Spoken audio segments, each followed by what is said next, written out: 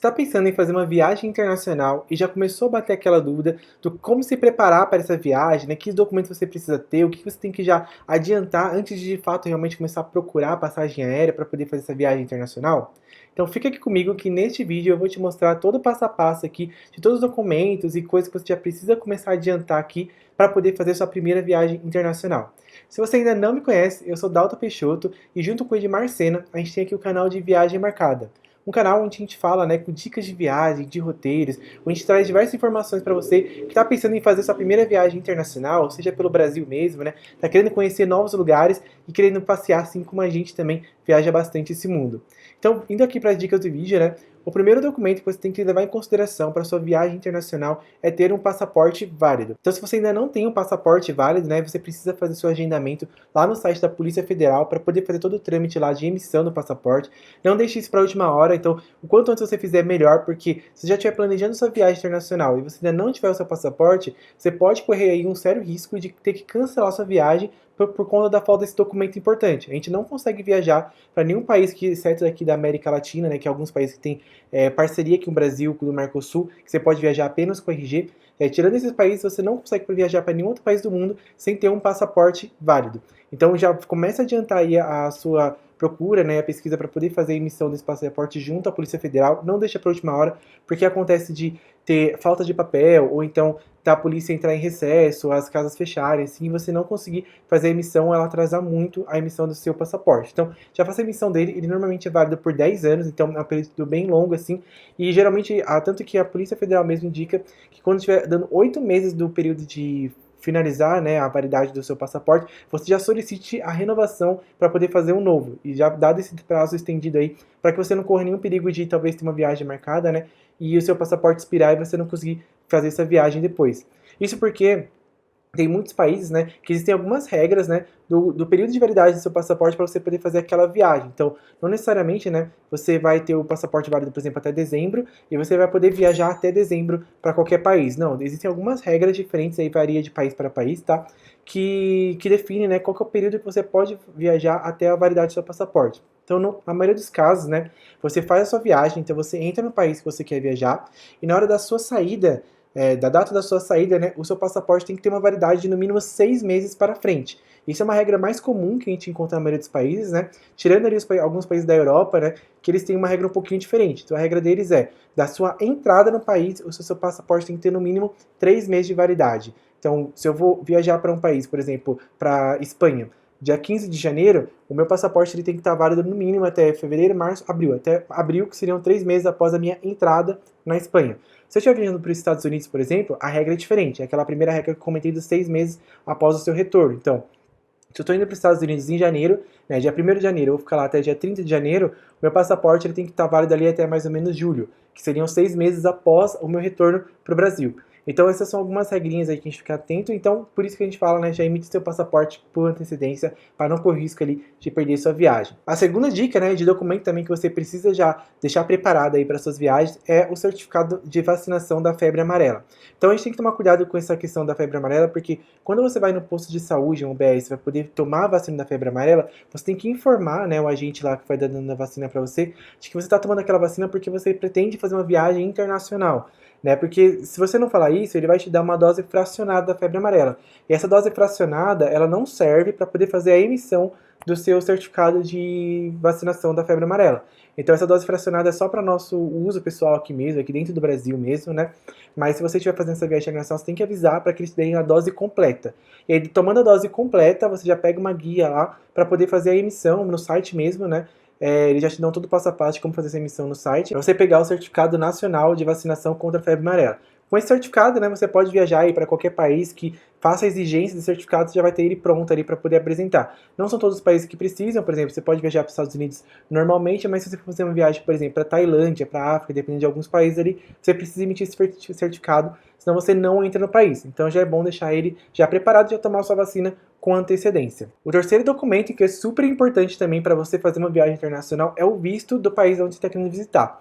Então, assim, essa dica do visto aqui, eu recomendaria você sempre correr atrás primeiro do visto americano. Isso porque nem todos os países exigem visto para brasileiros. Então, se você já pretende fazer uma viagem para um país que você sabe que ele não existe visto para brasileiro, então você pode fazer essa viagem normalmente e pular essa dica aqui.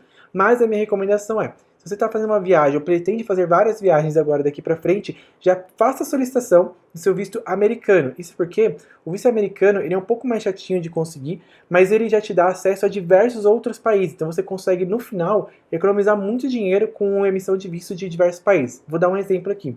Eu tenho visto americano, né, quando eu fui para os Estados Unidos pela primeira vez, e esse visto é válido por 10 anos. Então, no período de 10 anos, eu posso viajar aos Estados Unidos quantas vezes eu quiser e eu tenho um período de validade, né, de poder ficar até 6 meses nos Estados Unidos e retornar. Então, eu posso viajar para os Estados Unidos quantas vezes eu quiser nesse período de 10 anos, ficar no máximo 6 meses em cada viagem e tenho que retornar sempre para o Brasil antes de voltar para lá novamente. Não existe um tempo mínimo, né, eu posso voltar para o Brasil, ficar 15 dias e depois voltar para os Estados Unidos de novo e ficar mais 6 meses, mas o visto é válido por esses 10 anos. Qual que é a grande vantagem de ter tirado o visto americano? Porque depois eu fiz uma viagem para o México. E até o ano passado, né, o México não exigia visto para brasileiros. Só que agora eles mudaram essa regra e agora todo brasileiro também precisa do visto mexicano para poder entrar no país. E esse visto mexicano, ele custa aproximadamente $48. Então eu teria que fazer o pagamento do visto mexicano, fazer todo o trâmite lá no consulado para poder fazer a entrevista e conseguir meu visto mexicano, né? Teria que ter desembolsado esses $48 para poder fazer essa visita apenas para o México. Porém, com o visto americano, eu consigo viajar também para o México usando o mesmo visto. Então existem alguns países, né, que eles já colocam isso na regra lá do consulado, você consegue ver isso pela internet mesmo, né? Que ele fala que você precisa, para você entrar naquele país, você precisa do visto do próprio país ou o visto americano.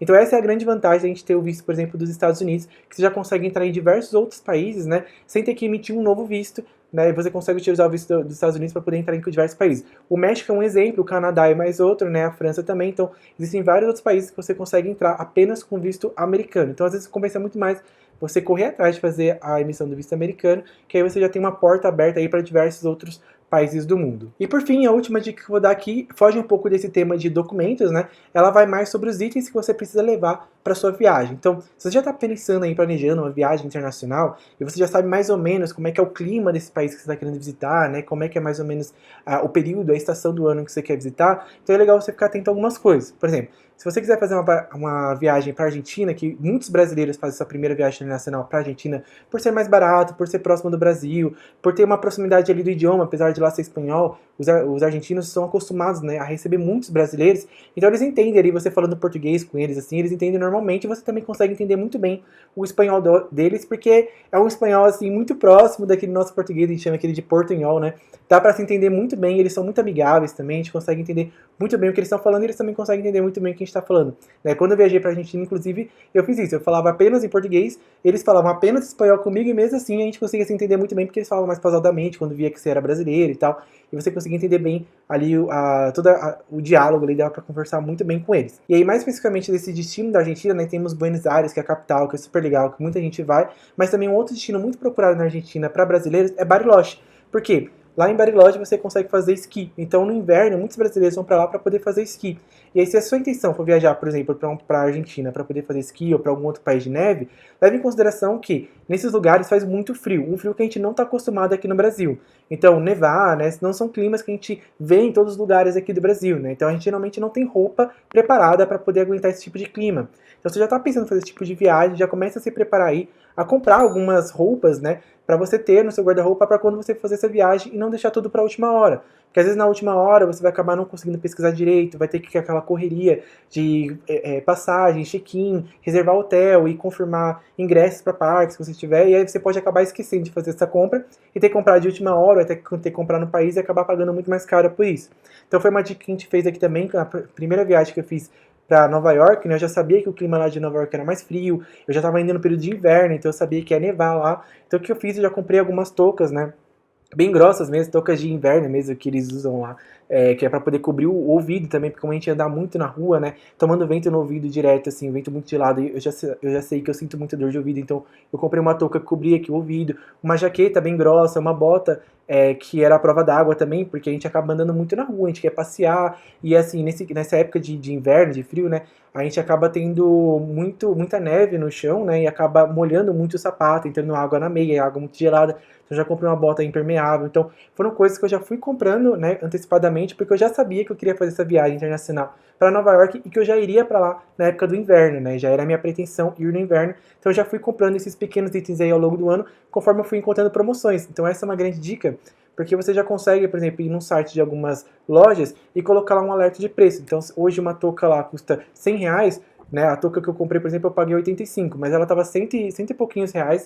E eu coloquei um alerta de preço, né, para quando ela chegasse nos 80 e poucos, eu já conseguisse comprar. E eu recebi um e-mail de repente, depois acho que de uns 2 meses, falando que ela tinha baixado de preço, acho que ela estava 85, se eu não me engano, e aí eu fiz a compra. Então, no final dos contos, eu acabei economizando, né, nessa compra porque eu já sabia para que viagem eu queria fazer, para que eu ia usar ela, então eu já consegui meio que me programar e esperar, né, realmente quando chegasse o melhor preço, poder fazer aquela compra, né, sem deixar isso para a última hora.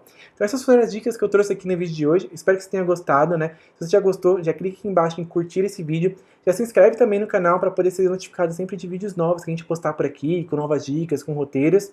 E coloca aqui embaixo algum comentário do que você acha desse vídeo, se tem alguma dica que você achou que ficou faltando aqui, ou se você já tem todos esses documentos preparados, comenta aqui embaixo para mim qualquer viagem que você pretende fazer internacionalmente, que a gente já comenta aqui com você, né, sobre o destino, sobre o local. A gente já viajou bastante o mundo inteiro aí, já consegue te dar várias dicas legais aí de como se preparar para esse destino que você está indo. É isso aí, eu espero que você tenha gostado e nos vemos na próxima. Até lá!